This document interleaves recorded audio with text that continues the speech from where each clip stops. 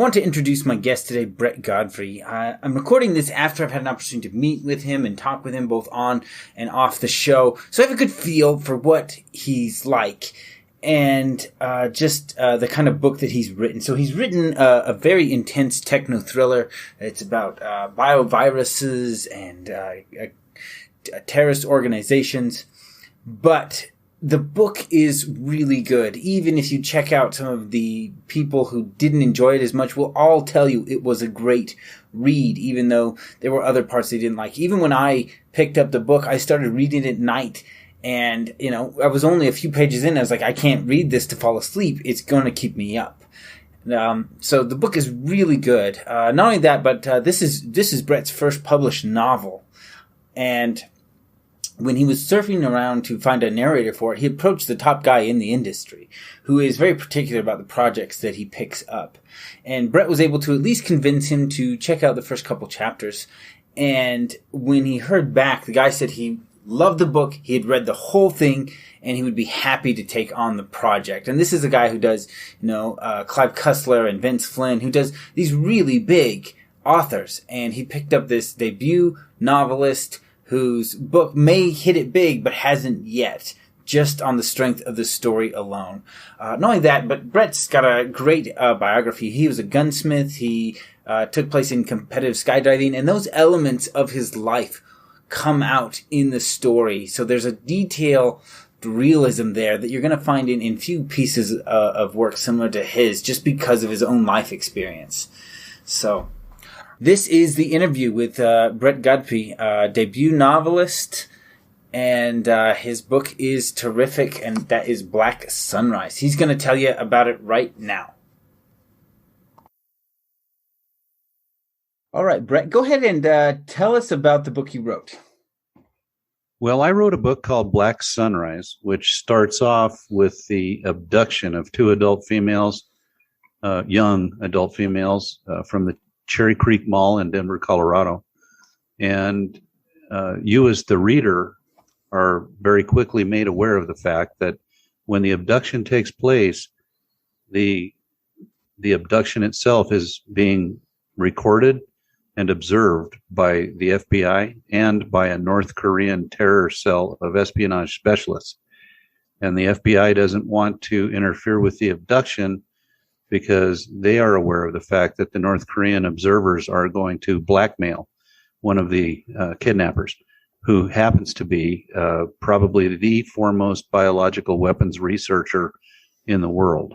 And he's developed a very, very deadly virus that is capable of a controlled plague based on very sophisticated genetic modifications to the virus. And as a result of that whole setup, the police do not want the girls found. They've been ordered from the highest levels to stand down their investigation after missing persons reports were filed for the two. One of the two abductees has a father who's a very famous trial lawyer on the West Coast, and he's connected. He's got a lot of resources, and when he finds out, and a former prosecutor at that, he can tell when the police are stonewalling an investigation. But it's his daughter, and he can't possibly bear the thought of losing her. So he hires a former CIA agent who's started his own security company to find and hopefully rescue his daughter and her best friend. And so that sort of kicks off the plot for you, and it goes a lot of different places. It's had almost, I think, 4.6 out of 5 stars on Amazon, 4.4 out of 5 on Goodreads. So terrific feedback. It has an excellent Kirkus review, and I've gotten a lot of positive feedback from readers who write to me. Yeah, I'm real excited about it.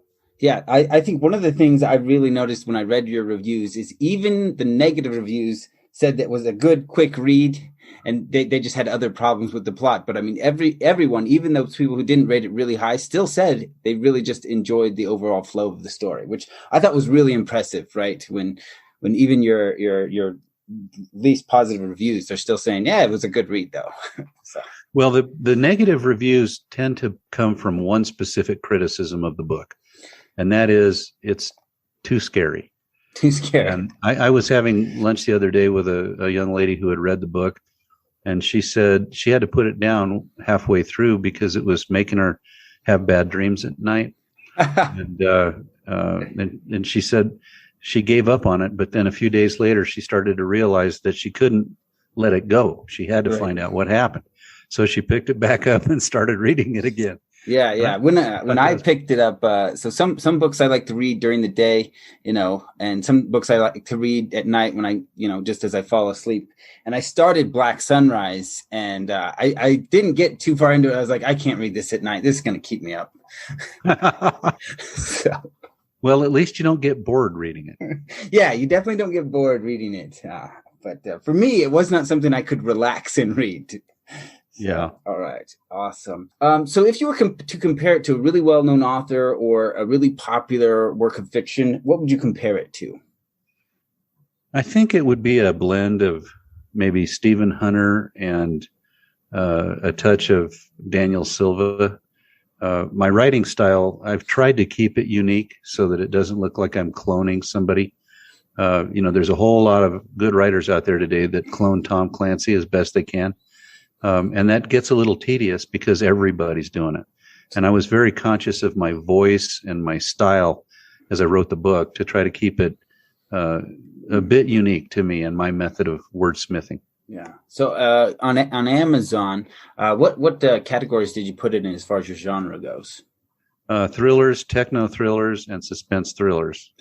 So techno thrillers. Is there some futurism going on in there outside of?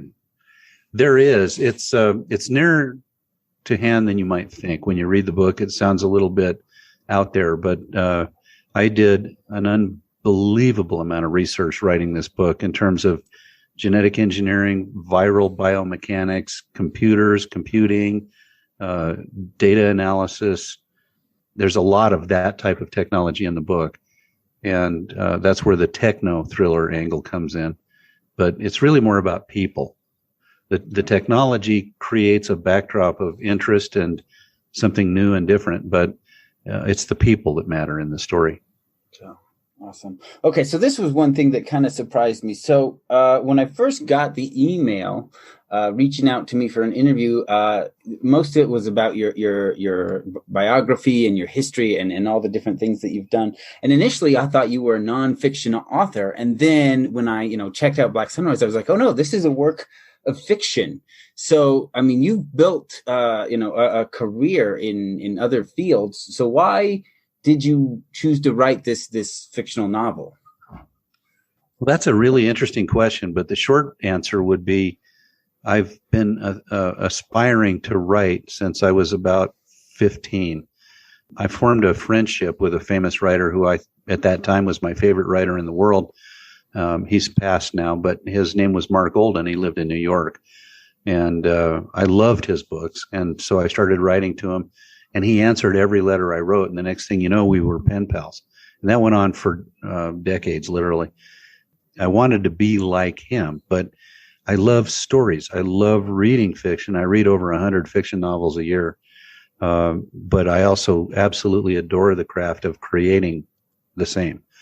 And in the meantime, I had an exciting life. I was an Air Force officer, pilot, and competitive skydiver, lifelong martial artist, trained combat shooter, a painter, and a gunsmith. And so I've had a lot of other interests, and I've got a deep medical background, which is a byproduct of my career in the law. I do litigation, civil litigation, and a lot of that involves claims against healthcare professionals and medical device manufacturers, drug makers, and so forth. So I've been sort of forced to get a really deep base in human physiology.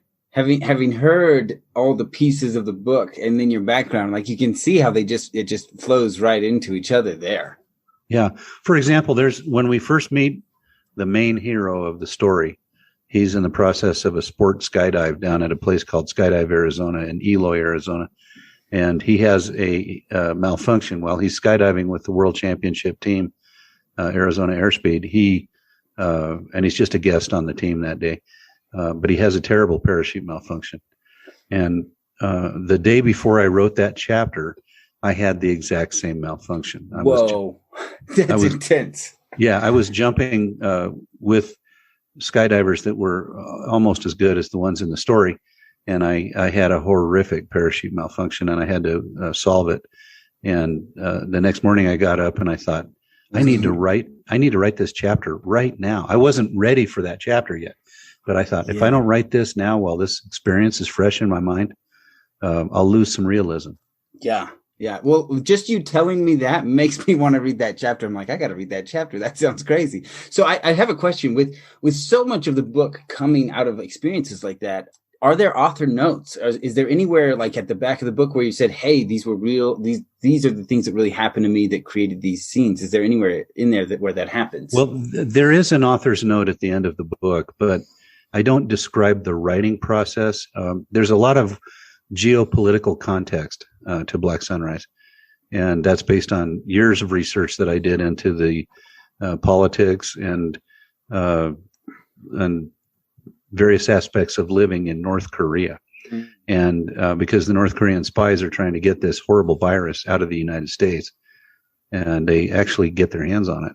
But the point is that while I'm focusing on what's going on in all those places, I started to form some more substantive political and geopolitical thoughts, and I expressed those at the end of the book. We talked about how you were 15, you met this writer, and that was kind of where you thought maybe you would write a book. So what happened, I guess, in your life that you started to write the book now? Well, I started my first novel when I was 19 years old on a manual typewriter while I was still in engineering school. And I worked on that book for about 2 years until it was finished. And I've gone back and read it since. And I think I set a world record for the most horrible story ever written. and the worst writing. It's probably the absolute worst novel in the history of man. But I still have it. And some of the characters in that early story are lead characters in Black Sunrise. Oh, wow. That's crazy. Yeah, I think, I don't know about all writers, but I know myself and many of the writers I've met have had the experience where you write your first novel. And usually this is an unpublished novel, and for a good reason. And as you're writing it, you think it's just brilliant. And then by the time you've written your fifth novel and you go back and look at it, be like, oh, my word, this is a train wreck. Yeah. Well, I wrote it after I got to know Mark Olden just by reaching out to him. He was such a gentleman and such a kind human being. But then I reached out to Clive Cussler, who lives in those days was a Denver man, and I live in Denver. So I reached out to him, and he wrote me a letter that I have sealed in glass on the den, in the wall of my den at home. And it says, my first baby never did get published. And then a year and a half after I got the letter, he came out with a book. I think it was called Pacific Vortex. And it was the baby that never got published. And he actually puts an apology at the beginning of the book.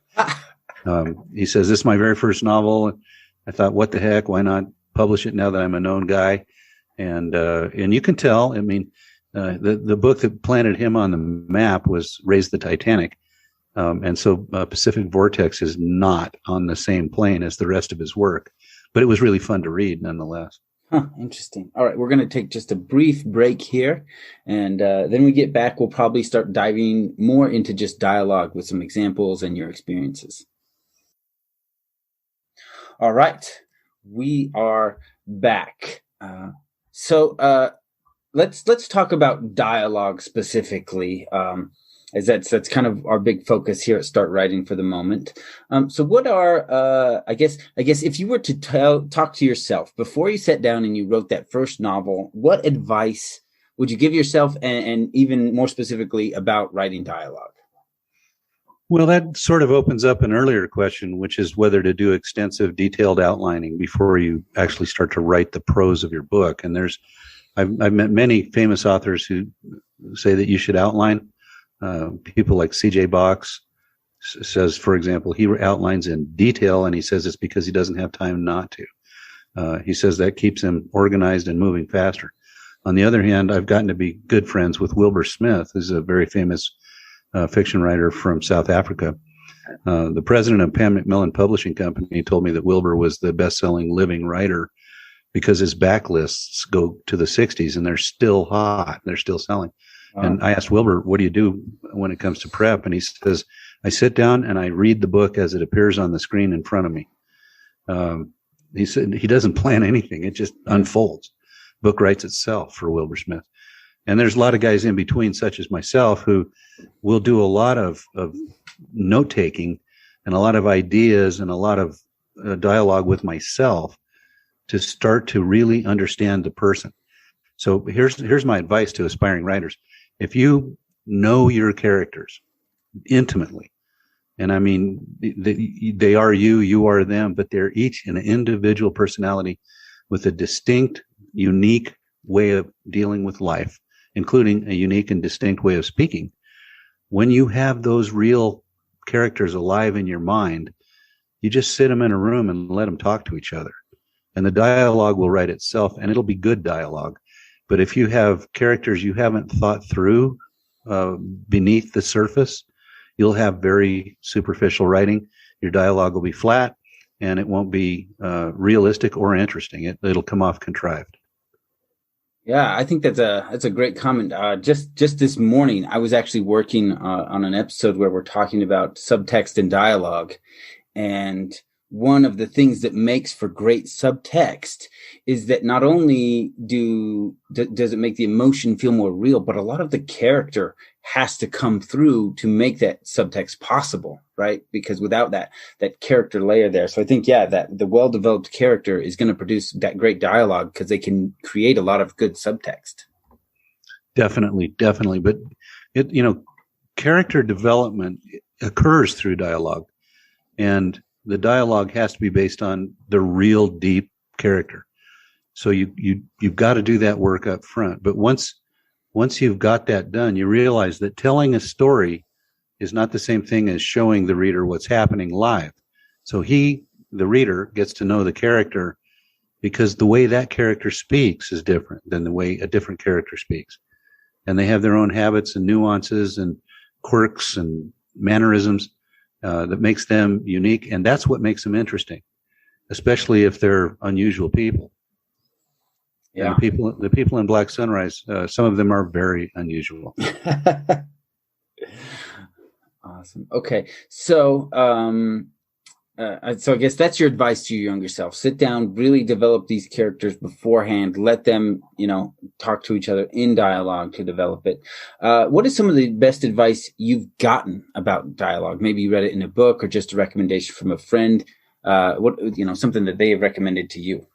Well, the lesson that I just tried to share, I first learned from Mark Olden, and then to a much later point in my life, I learned it again by listening to speeches by Stephen Hunter, who comes to Denver a lot, and even to some extent from Wilbur Smith, because he's a natural genius at this. But the best overall advice I can give anyone when it comes to dialogue, young writers or beginning writers try to think about what they want to happen in the book. And that turns into what we call a plot-driven novel. Plot-driven novels are pretty good. A good example of a plot-driven novel would be anything written by Clancy.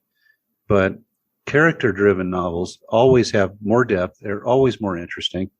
And so you don't ask yourself, what do I want to have happen here? You ask yourself, what would this guy do at this point? Because I know him. What would he do? Yeah. And you let him do what he would do. You let him be him. You let him be.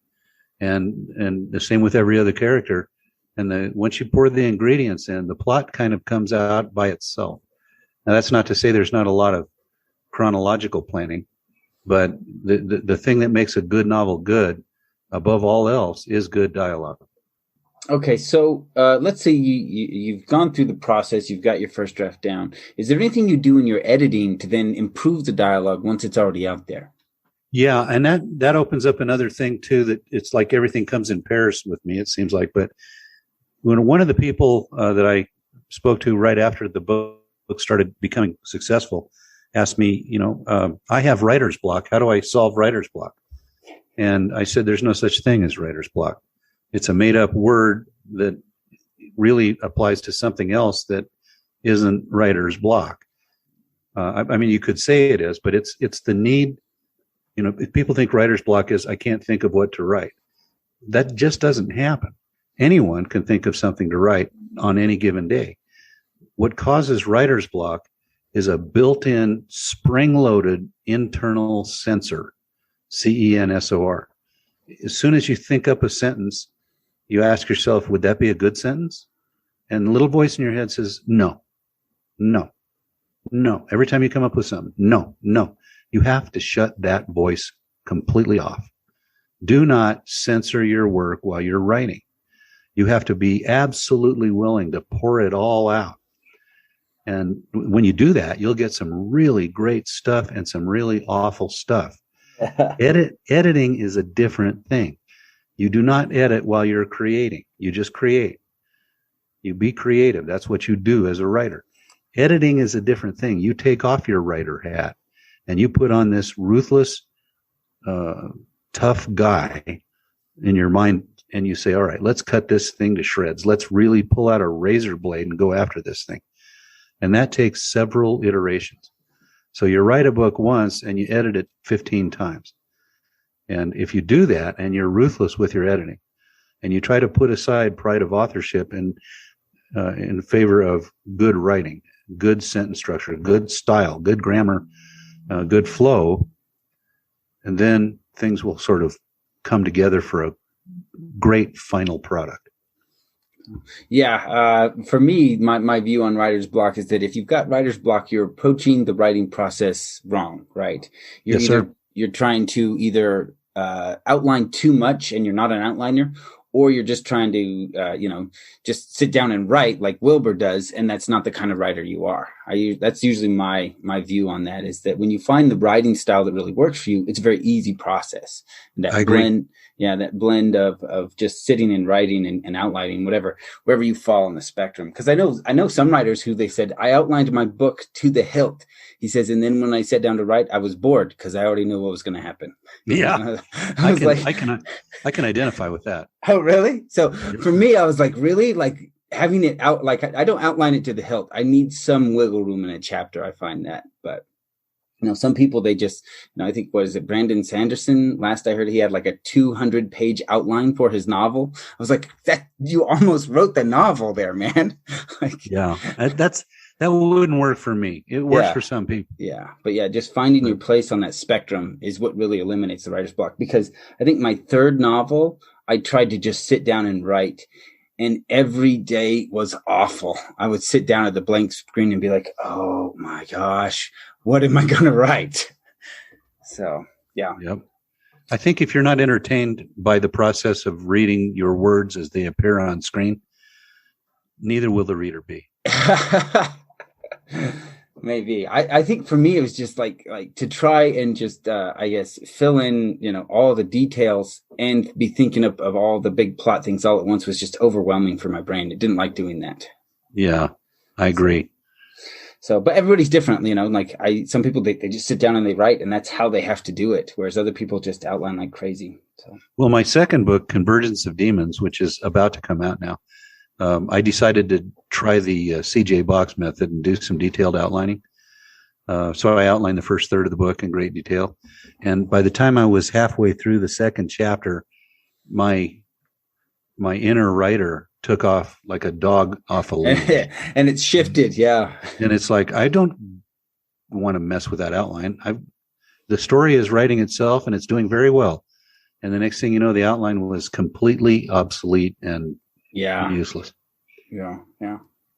You have to find where you're on that spectrum, and then the process gets really easy. Okay. And that's not to say you don't spend a long time developing the story in your head. Yeah. Before you write, you develop the story, the context of what's going on, and so on. But it's different to sit down and rigorously put bullet point, bullet point, bullet point, bullet point, and then you have to stick to that slavishly. I just don't think that's effective. Well, everybody approaches the process different. Like I said, I know some who just, everything is like I know one writer who every paragraph has at least one sentence in the outline before he sits down to write. And he's just, filling in the rest of his paragraphs. And he loves it. Whereas for me, it's like I need a little bit of freedom to move, and my outline can't be so detailed that if I vary from it, I feel overwhelmed at the work of recreating it. Yep, I agree. But okay, so let's get some examples of dialogue. Why don't you pull some examples from your work and then talk to us about kind of what went into them and what makes them, really work. All right. Well, let me set the stage a little bit by telling you that the weapons researcher is the leader of the two kidnappers. And he has psychologically programmed a younger man by tapping into his aberrations, his lusts, his frustrations, his sense of low self-esteem, and he literally turning this man into a weapon. His whole theory is this one slogan is life is death is life. And so after they kidnap the two girls and they have them secured in a remote cabin up in the mountains outside Steamboat Springs, they're sitting down grilling steaks in the patio, and the older man, Arthur Beeman, is explaining to the younger man who's being rewritten, and he's being drugged at the same time, into a weapon, into a monster. But he's explaining to the young man what the virus is that he created. So here we are, and this is a portion of a longer discussion between Arthur Beeman, and Antonio Pessoa about what the virus is and how it was developed and the near psychic component of creation that went into the rewriting of the DNA to make this very special virus. So he tells Antonio that he's had, this inspiration, this aha moment. And so Antonio says, some kind of drug-induced divine inspiration? Beeman says, you could say that, Antonio. What I knew then was beyond words, beyond expression, even mathematically. I saw the structure of life itself in the patterns and vibrations of subatomic particles. Beeman was whispering now. Antonio noted that the music had ended. I saw what life is made of. Beeman continued. Would you like to know? This discovery affects you. Sure. Life is a question, and death is the answer. Death recycles itself. Life is made from death. It emerges between cycles of death. But without death, there can be no life. But hey, without life, there can be no death. Well, there you have it. Life is death is life. So the meaning of life is death? More aptly put, Beeman says, the essential source of life is death. This is more than just understanding the cycle of life and death. I'm referring to the underlying generator of the life cycle. Life itself has certain frequencies, but I've discovered that death does as well. Oh, thank you. So talk to us about what went into this dialogue section here. Well, I had to set the scene in my own mind. What mood was Beeman in at that point? Because he's not normally so loquacious. What mood was Antonio in? And given Antonio's level of education, his personality, his awareness level, how would he absorb this very cosmic level of revelation that allowed Beeman to create the Black Sunrise virus? So once I had all of that, and I already understood Beeman very well, and I already understood Antonio very well, I just let it run. I just said, start. And they started having a conversation, and I just caught the words, and I became a scrivener. Nice. Then let me, I think in my communication with Julie, she mentioned an audiobook that you were going to send over a clip there. Will that clip have this conversation? I'm kind of curious. Well, yeah, I'd have to figure out where that came from just now. That's page 49 of the hardback. And that's chapter, in the audiobook, that's chapter 8. Probably not then. Usually when they send me a clip, it's like 1 to 3 chapters is what I get. Oh, yeah, I could send you the whole damn thing if you want. But what I just want to do is after the interview, what we'll do is we'll just say, hey, if you keep listening, you can hear the first couple chapter of Black Sunrise in audio and see if it interests you. Yeah, there's a free sample on my website, brettgodfrey.com. That's BRETTGODFREY. Do you know how big that sample is? Because I know if you go to Audible, the sample's like a minute. Whereas no, this is longer. I think it's 5 chapters. Okay, yeah. Then if I don't get that in her, then I will definitely I'll pick it up there, and we'll put the full 5 chapters here in the interview. Yeah, it's worth pointing out that my audiobook narrator is a man named George Widall, and he does all of Daniel Silva. He did Vince Flynn. He did a lot of the guys that are in my genre, and he's kind of the top guy in the world. Nice. So when I contacted him and I said, would you be interested in doing the voiceover? No, can you hear me? Okay. Yeah. So anyway, I said, would you do the voiceover for my book? And he says, well, I've never heard of you. Who are you? And I said, I'm nobody. I'm truly nobody. And he said, well, what's the book about? So I gave him the verbal description. He said, send me a couple of chapters.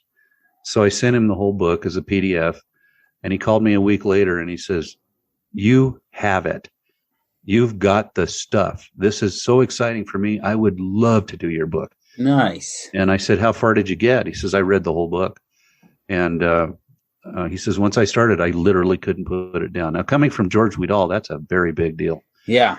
So I'm very proud of the audiobook because George did a terrific job. Awesome. All right. So let's talk about where they can find you and your book. Talk about everywhere you can find them, and then talk about your preference. Where would you most likely to direct your traffic? You bet. Well, the book is available at Barnes & Noble, Amazon, Goodreads, Google Books, a lot of different places. The hardback is only available at Barnes & Noble. The paperbacks are available at all those other locations. The ebook is available on Amazon. I think the ebook is only available on Amazon, and the audiobook is available on iTunes, audible.com, and a bunch of different outlets. Okay, awesome. And then I guess what would be your preference? Where would you be like, hey, if you have your choice, where would you love for them to get the book? Where is it best for you, so to speak? Well, nothing's better for me in terms of, I get roughly the same royalties from everybody, but I think for the reader, it's going to be more convenient just to go to Amazon. Yeah. Okay. And then the audiobook, you mentioned that. Okay. And then you did mention your website. Can you state that again for us real quick? Yes. My website is Brett Godfrey, BRETTGODFREY.com. And there's the 5 chapters of the audiobook there, as you mentioned. Yeah, and you'll also see samples of the sequel to Black Sunrise, which is called Convergence of Demons. Awesome. Anything else? Just thanks a lot for having me on your show. Yeah, thank you for your time.